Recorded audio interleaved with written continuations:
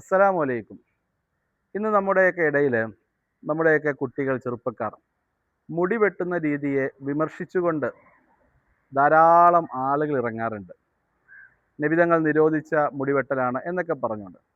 യഥാർത്ഥത്തിൽ പലർക്കും നബിതങ്ങൾ നിരോധിച്ച രീതിയെക്കുറിച്ച് കൃത്യമായിട്ട് അറിയില്ല.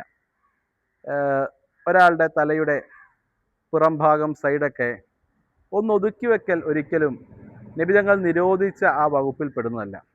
നബിതങ്ങൾ നിരോധിച്ചത് തലയുടെ ഏതെങ്കിലും ഒരു ഭാഗത്ത് മുടി വളർത്തുകയും മറുഭാഗം പൂർണ്ണമായിട്ടും നമ്മുടെ നാട്ടിൽ പറയുന്ന മുട്ടയോട് സാദൃശ്യമാകുന്ന രൂപത്തിൽ വെട്ടുന്നതിനെക്കുറിച്ചാണ്. ഒരാൾ അയാളുടെ മുടി വളർത്തുകയും ആ മുടി തലയിൽ നിന്നും തെന്നിമാറി വളരുന്ന മുടികൾ അല്പം വെട്ടിക്കളയൽ കൊണ്ട് നബിതങ്ങൾ ശപിക്കപ്പെട്ട രൂപത്തിലാവുകയില്ല. ആളുകൾ ഇന്ന് തെറ്റിദ്ധാരണയാണ്. മുടിയുടെ എല്ലാ വശങ്ങളും ഒരുപോലെ ആയിരിക്കുന്നതിനോട് കൂടി തന്നെ തലമുടി പൂർണ്ണമായും വടിച്ചു കളയുന്ന ആ രൂപത്തിനാണ് നബിതങ്ങൾ നിരോധനം ഏർപ്പെടുത്തിയത്.